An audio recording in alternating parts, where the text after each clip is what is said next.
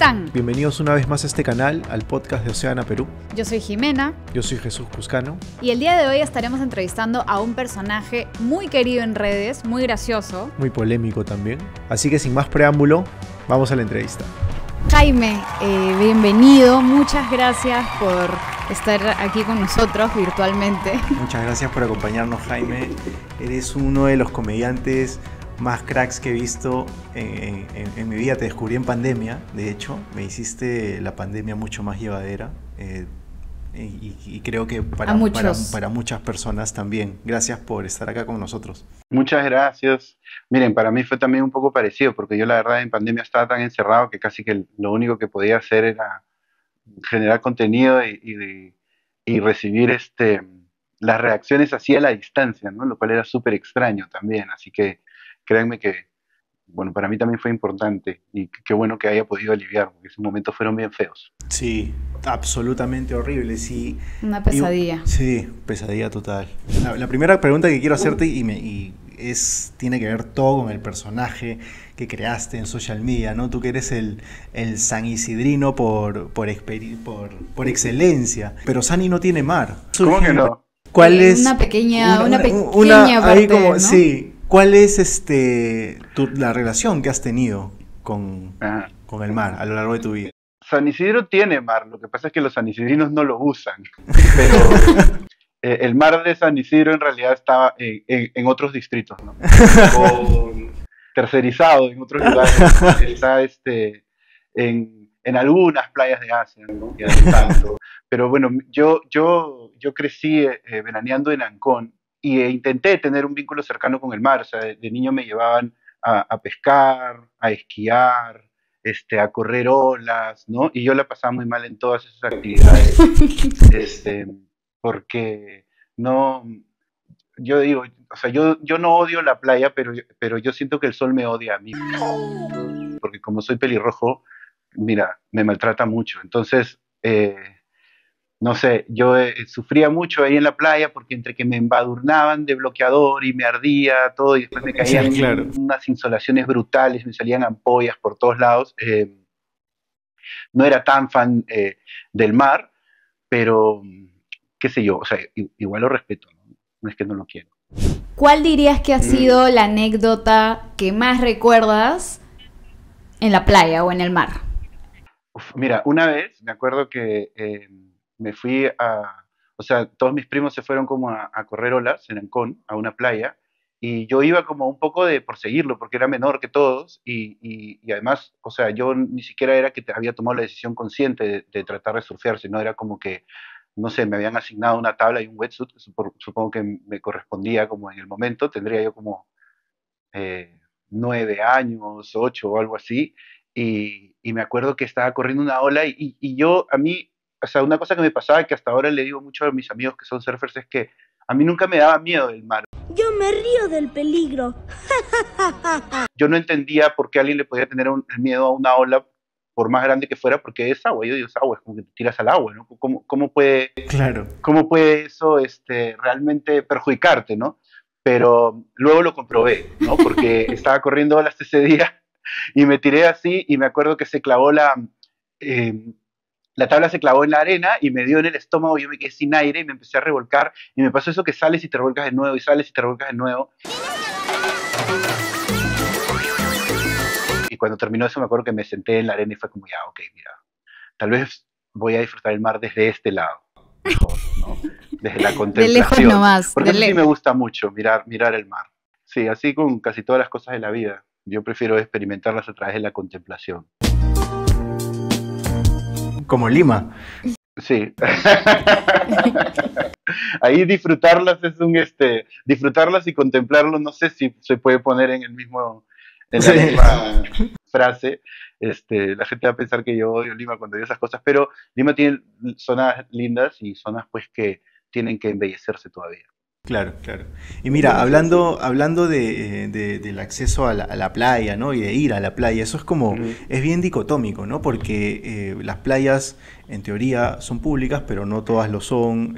Se supone que todos deberíamos ujú. poder entrar, pero en realidad no todos pueden, o hay lugares en donde entras y te dicen, oye, chochera, tú no tienes que estar acá, ¿no? O donde te ponen un hilito. Ujú.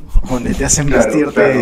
donde te hacen vestirte de cierta manera para ir. Entonces, eh, ¿qué es lo que se te viene a la mente a ti cuando te dicen la playa, además de esa revolcada casi mortal que tuviste? O sea, si hablamos de ese aspecto social, mira, yo fui a Ancón casi que de los 0 hasta los 15 años y después empecé a veranear en Asia. Entonces, tuve como dos perspectivas muy claras de cómo se dan esas dinámicas que mencionas, ¿no? Y es bien interesante porque son como dos caras del... me vamos a poner denso al toque, lo siento, pero es que siento que son como dos caras del clasismo peruano, ¿no? Porque en Ancón, o sea, en Asia tienes como una especie de paraíso plástico inventado donde todo el mundo se parece relativamente y parece que el Perú no existiera porque está como fuera, ¿no? Y a mí ahí sí me pasó ir a algunas de las playas que estaban cerca de las tranqueras, o sea, de los accesos públicos que estas playas están obligados a tener, ¿no? Y yo he visto muchas veces cómo entraba la gente y se echaba en la arena y venía la gente y los echaba, ¿no? O se ponían debajo de una sombrilla y los botaban, o incluso como empleados de la playa iban en la mañana y repartían y tiraban como baldecitos de niños o tiraban juguetes de niños alrededor de la playa como para hacer de cuenta que los espacios estaban copados, ¿no? Cosa que la gente tenía que irse más lejos. Y era muy duro, ¿no? Porque al mismo tiempo, o sea, yo me acuerdo esta sensación de estar sentado en la playa y ver de lejos cómo viene una gente que claramente no es del club y entonces inmediatamente empiezan a bajar los empleados que en realidad son del club porque están trabajando y tienes que ver cómo a gente que incluso capaces de la misma zona tener que votar a las otras personas por parecerse a ellos mismos, ¿no? Un poco como el fenómeno de las discotecas que había antes. Y eso era bien duro, ¿no? Y a mí me llamaba la atención porque en Asia como que no hay tanta noción de esto, o sea, se vive como un poco ignorando todo esto, y en Ancón se da el efecto contrario, porque en Ancón es como que el contraste es directo, ¿no? Entre la gente que solo va ahí a veranear y la gente que es de Ancón, ¿no? Y, y yo recuerdo tener ese rollo de división social y racial súper presente desde muy niño, porque cada vez que yo salía de mi casa y caminaba por el malecón, este, tenía un montón de gente que me decía gringo, gringo, gringo todo el tiempo y era muy loco, ¿no? Porque hasta ese momento tal vez yo no era tan consciente de cuán distinto podía ser en mi aspecto a las personas que me rodeaban, pero ahí como que un poco lo empecé a notar y se hizo, y me topé con esto de que la gente ahí siente que hay como una integración con el pueblo de Ancón, porque los ven constantemente, pero en realidad no está la integración, es un ejercicio de discriminación constante, ¿no? Eh, entonces, y tienes además los edificios estos todos elegantes, luego está el malecón público, la playa pública y luego todas las embarcaciones, los yates y los botes de los anconeros. Entonces es como si fuese una especie de... Y además todos los miran desde arriba, es muy simbólico para mí, por eso Ancón, porque retrata eso, ¿no? Como la discriminación más tradicional creo que tenemos y en un espacio que debería estar totalmente liberado como la playa, ¿no? En mi libro también cuento una historia de esas, ¿no? Porque yo recuerdo una vez ahí en Ancón, junto al Yacht Club, que es la playa privada, afuera del Yacht Club, en la playa pública, hay unos arcos de fútbol que pertenecen al club, o había, ¿no? Ya no sé, esto hace más de 10 años. Entonces, habían estos arcos de fútbol que pertenecían al club y a la gente la dejaban jugar cuando iba, pero, pero bastaba que, o sea, la gente de la playa la dejaban jugar, ¿no? Si nadie estaba jugando, los dejaban jugar, pero si venía un niño socio del club que quería jugar con su baldecito en la mitad de la cancha, votaban a todo el mundo, ¿no? No. Y yo recuerdo una vez estar viendo una escena como esa y una de las personas que estaban siendo expulsadas me miró y me dijo, Jaime, yo trabajo para tu padre y trabajaba en una empresa de mi padre. Me dijo, yo trabajo para tu papá. Este, me vas o sea, vas a dejar que traten así como a un empleado de tu familia, ¿no? Y yo le dije, no, claro que no, ¿no? estás despedido. No, mentira. No le dije eso, le dije... No, pero sí me dijo eso y me impactó mucho, ¿no? Me impactó mucho porque fue como, wow, o sea, me sentí como muy interpelado por toda esta división social que yo, como muchas otras cosas, contemplaba desde una distancia cínica, tal vez, o analítica nada más, y me enfrenté con eso, ¿no? Entonces, para mí, esas playas siempre han estado muy marcadas por, no sé, por la división social. Me parecen símbolos muy particulares de la misma, ¿no? Pero me encanta, igual le tengo mucho cariño a Ancón, me encanta. Me parece súper crucial en tiempos como estos, ¿no? O bueno, ahora más que nunca hablar de discriminación y tomarlo de esa manera. Yo quiero saber cuál es tu opinión respecto a darle ese toque de humor para hablar de una realidad que en realidad todavía está presente en el país, pese a que muchas personas dicen, oye, por si acaso ya el racismo, qué cosa, ¿no? Discriminación, pucha, si eso ya no existe acá, es como, y me sorprende, claro, ¿no? A veces... ¿Cómo voy a ser racista si soy de Alianza? Dice la... Yo he escuchado eso muchas veces, ¿cómo voy a ser yo racista si soy de Alianza? Mira, yo pienso que el humor es un vehículo como cualquiera para hablar de todos los temas. Hay gente que cree que no, porque asocia mucho, creo yo, la gente suele asociar la risa a la felicidad. Entonces cree que cuando uno se ríe, los sentimientos que conllevan risa siempre son positivos, ¿no? Pero eso no es así. La risa es una reacción irracional. Es casi como... Es como cuando tu cerebro tal vez hay algo que no procesa de la misma forma y entonces reacciona así, ¿no?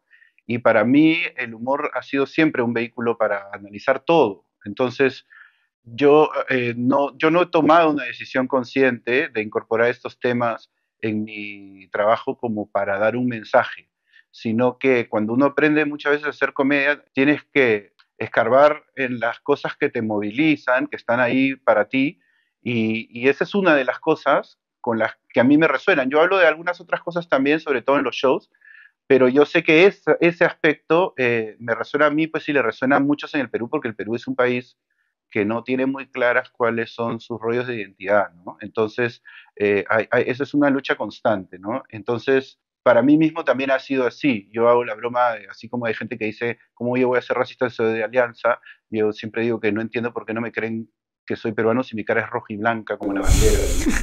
Y son los demás los que no son roja y blanca. Y entonces, son cosas que de alguna forma a mí me movilizan porque yo te digo, yo me hice consciente de alguna forma de esa diferencia de aspecto desde muy niño, porque yo recuerdo constantemente cómo me decían gringo, gringo, y yo no lo tomo eso ni como ofensivo ni como discriminatorio, es lo que es, ¿no?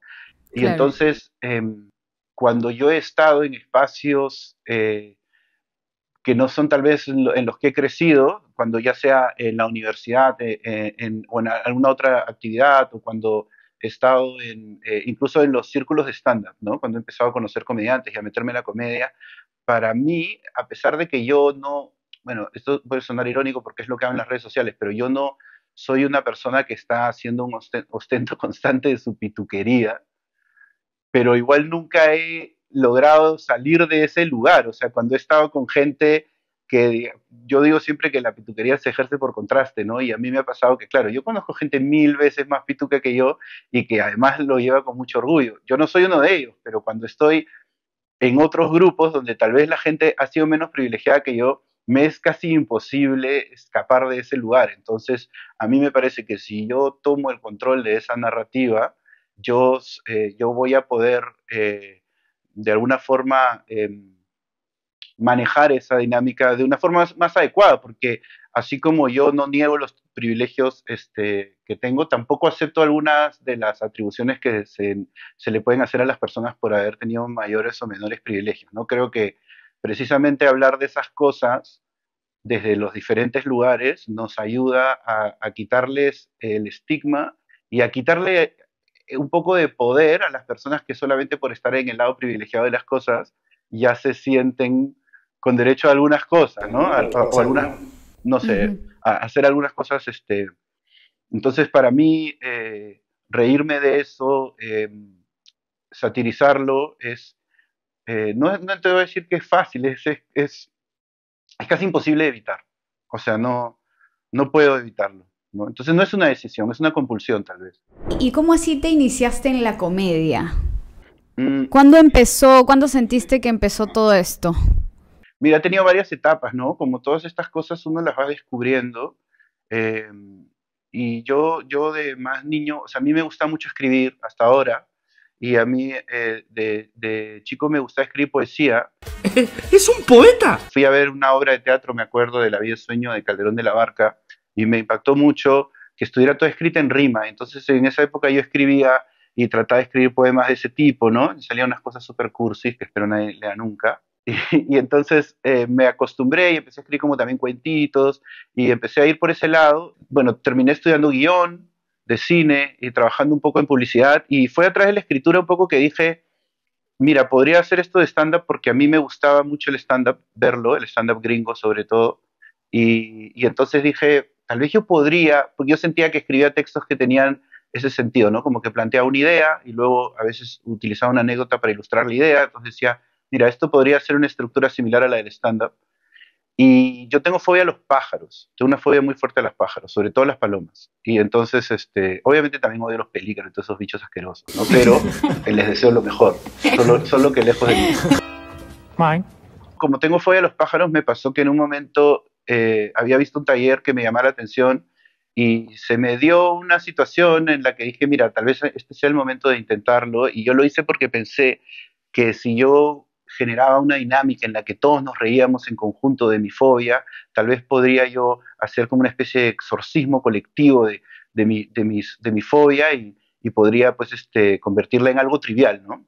Pero me di cuenta que no funcionó porque lo que pasó fue que me hice mucho más consciente de mi fobia, la gente que me seguía se hizo consciente de mi fobia, entonces me mandan hasta el día de hoy cualquier cosa que sea de una gaviota con un conejo, todo, yo ya lo recibí antes. Si algún día dicen, esto se lo voy a mandar a Javier Ferraro, no me lo manden porque ya me lo mandaron.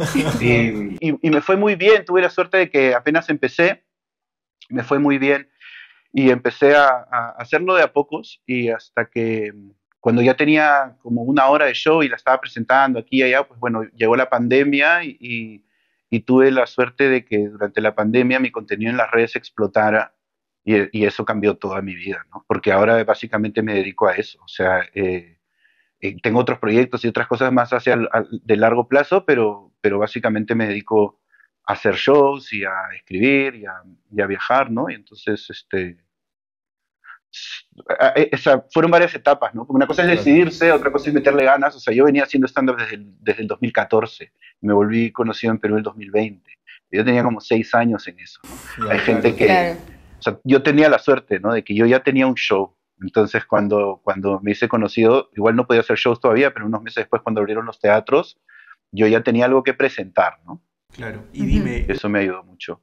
tu primer video viral fue de todas maneras una Ujú. señal, algo que tú dijeras, uy, por acá creo que va la cosa, ¿no? ¿Cómo fue esa experiencia?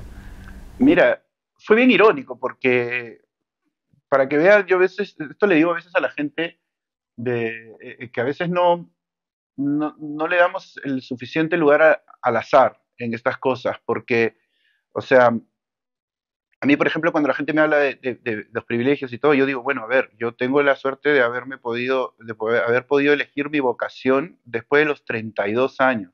Es un lujo que mucha gente no puede tener, ¿no? Porque la vida pues te obliga o sea, incluso yo mismo, ¿no? O sea, yo tengo la suerte de que ahora a mí me va bien en la comedia y entonces ahora voy a ser padre y todo y no tengo que dedicarme a otra cosa, ¿no? Entonces eso también es una suerte.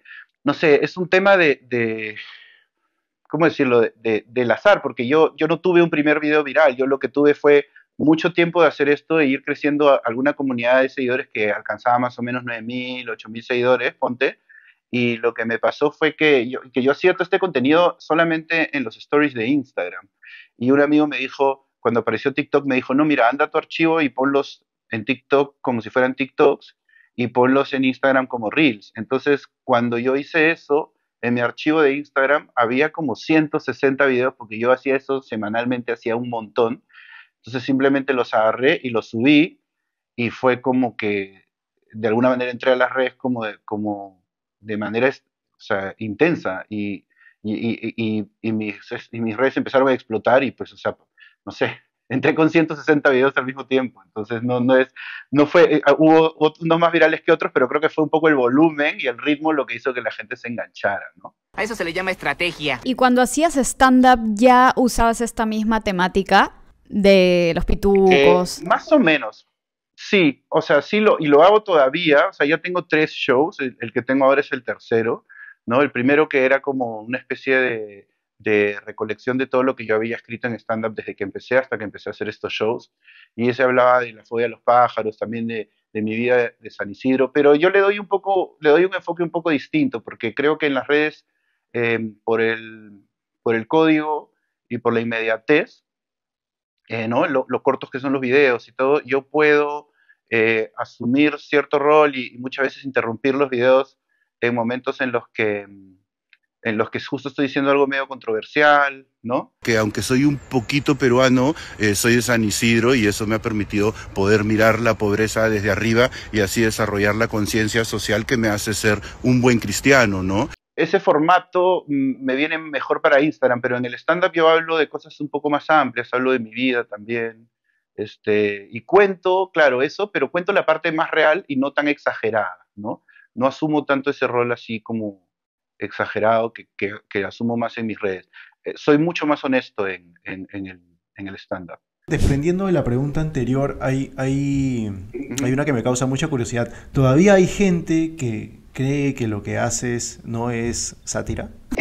Sí, yo creo que sí, pero Sí. creo que se dan cuenta rápido, porque yo No les trato de que dura. la sátira siempre esté bastante revestida. Sí, o sea, la sátira, bueno, los que se pueden dar cuenta, creo que los que no se pueden dar cuenta, pues ya, ¿no? O no se puede hacer cargo de eso. Solo son unos insectos. Hay mucha gente dentro de la comunidad de gente que me sigue que se encarga de responder cuando hay personas que lo cuestionan en comentarios, ¿no? Hay otra gente que lo aclara.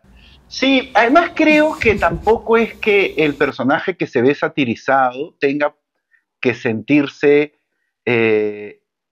excluido de lo que yo hago. O sea, creo que el personaje satiriza, porque así como siempre hay gente más privilegiada que uno, siempre hay gente que es más discriminadora que uno también.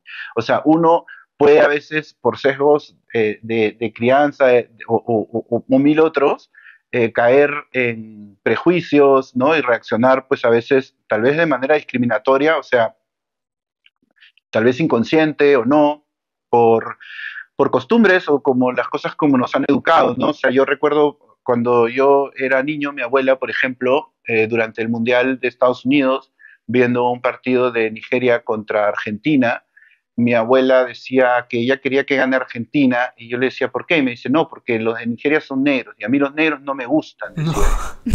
Y yo decía, ah, sí, pues yo quiero que gane a Nigeria porque son negros, ¿no?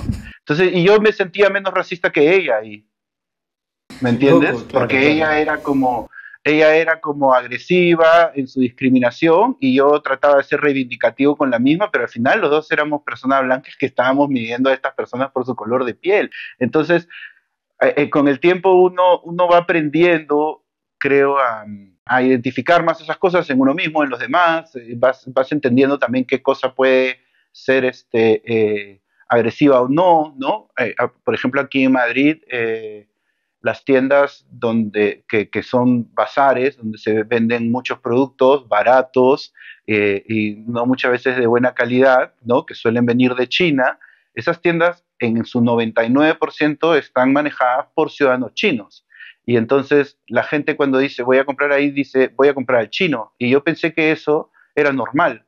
Y hace poco me enteré que aquí es considerado discriminatorio, ojo, por los españoles. Yo no sé si los chinos, porque no es que sean asiáticos, son chinos, Claro. casi todos son de China. Los chinos de esas tiendas yo no sé si lo toman así, no lo sé, porque no me he dado el tiempo de explorarlo todavía y algún día se lo preguntaré a alguno y no sé, pero te das cuenta que ese tipo de cosas tienen un montón de matices, entonces no son a veces tan simples. Por lo mismo yo creo que, no sé, si una tía mía que alguna vez ha dicho algo terrible, se ve parodiada en mi contenido y igual se ríe un poco y se da cuenta de lo que está diciendo, tal vez se ve en un espejo, no está mal tampoco. Yo no soy una persona que viene a leccionar sobre cómo ser inclusivo, ¿me entiendes? Yo trato un Claro. poco de simplemente ser un espejo caótico y cómico de la realidad, ¿no? Dime una cosa pensando un poco a futuro, ¿no? Vas a ser papá y posiblemente cuando terminemos de editar el video y se publique ya habrá sido oficialmente papá. Yo soy tu padre. ¿Cómo te gustaría dejar el mundo para tu hija, ¿no? Para las siguientes generaciones? ¿Qué te gustaría dejar para el futuro, para ella? Pues mira, no lo sé. O sea, yo quisiera solamente que mi hija pudiera ver a través de mí que a veces no de la forma que uno espera, pero que algunos sueños sí se pueden cumplir. No quiero decir que es un tema de esfuerzo, sí es en cierto grado un tema de esfuerzo, pero que vale la pena a veces luchar por lo que uno quiere y que las condiciones que te llevaron a hacer de una forma u otra pueden ser muchas veces prisiones, pero también pueden ser puntos de partida interesantes para construir nuevas cosas, ¿no? ¿Y hace cuánto tiempo estás en Madrid? Me mudé hace casi 2 años ya. Llegué a finales del 2022 y el primer año llegué y entre que me ubiqué, saben que me costó mucho conseguir un departamento y cuando llegué estuve buscando durante un mes y tal, porque aquí el tema del alquiler es súper competitivo y es brutal. Y entonces, y finalmente conseguí un piso en la calle San Isidro, créanlo o no, en el barrio de La Paloma. Y en la calle, es una calle que tiene 2 cuadras donde vivió San Isidro. No solamente es la calle San Isidro, o sea, San Isidro y yo hemos vivido en la calle San Isidro. y sus restos están en una iglesia como a 3 cuadras. Es como... No puedes escapar de lo que has creado. No, y además ya no puede existir nadie más sanisidrino que Jaime Ferraro, entonces ya cualquier cosa. ¿Y extrañas el Perú? Extraño el Perú, no mucho, para ser honesto, pero no porque no porque no quiera, o sea, porque voy bastante, primero, voy como unas 3 veces al año, a veces 4, voy a hacer shows y también, bueno, voy a hacer diferentes cosas y paso por ahí y entonces, y aquí tengo también cierto contacto con algunos peruanos, como comida peruana todo el tiempo, estoy bastante en contacto con el Perú, pero... extraño más a mi familia, pero mi familia siempre ha vivido un poco esparcida también por otros países, entonces claro, es más encontrarme. Y sí hay cosas que extraño, ¿no? De mis amigos, o me gusta ir a ciertos lugares, o cuando estoy en Lima, hacer ciertas cosas, eso sí, pero también a veces, y sobre todo en el último tiempo, me genera cierta angustia. No, totalmente, totalmente. Somos un país bien... Pucha, ¿cómo decirlo? Complejo. Difícil. Sí, sí. Complejo. Sí, profundamente complejo, profundamente complejo. Lleno de dicotomías, lleno de contradicciones. También de cosas bonitas, ¿no? También de cosas bonitas, de comida rica.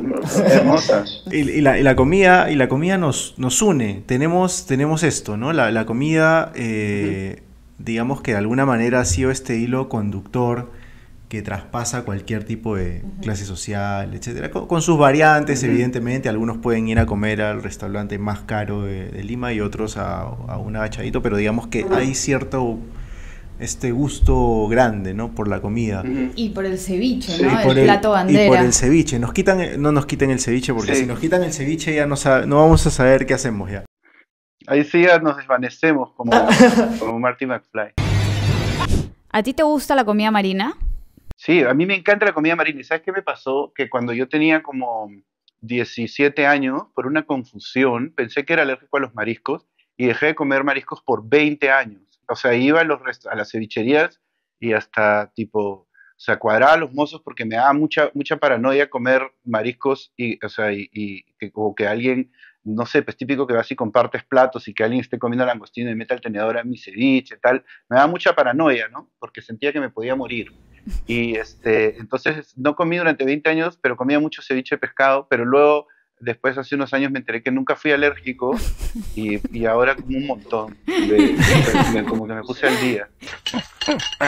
¿Y a qué se debió eso de que pensabas que eras...? Se debió un médico, se debió, mira, para que veas, fue tal vez una consecuencia negativa de mis privilegios, porque lo que ocurrió fue que estaba en casa de unos amigos y comí una pasta con salsa de langostinos y se me hinchó un poco la boca, no me pasó mucho. Se me hinchó un poco la boca y ya. Y unos días más tarde, en mi casa, en la casa de mi familia, se lo comenté a mi mamá y justo había ido a almorzar un tío que era un doctor como muy conocido y me dijo, bueno, cuéntale a tu tío. Y yo le conté a mi tío, el doctor conocido y afamado y whatever, y el huevón me dijo, eso es progresivo y cada vez va a ser peor, y entonces no, es alergia y es progresivo, entonces trata de no comer mariscos, pero yo soy muy neurótico, entonces si tú me dices que mi vida está en riesgo y que cada vez mi reacción va a ser peor, yo no voy a comer ni una sola vez más. Y eso es lo que ocurrió. Y entonces, por tener el shortcut de hablar con este médico en mi casa, que era muy prominente, y no ir a hacerme un examen como cualquier persona, me pasé 20 años sin comer. No, bueno, al menos te pusiste el día. Sí. Hasta que me subieron los triglicéridos. Ahora los tengo que controlar igual. Si te preguntáramos, ¿qué tiene de bueno el Perú para Jaime Ferraro? ¿Qué nos dirías?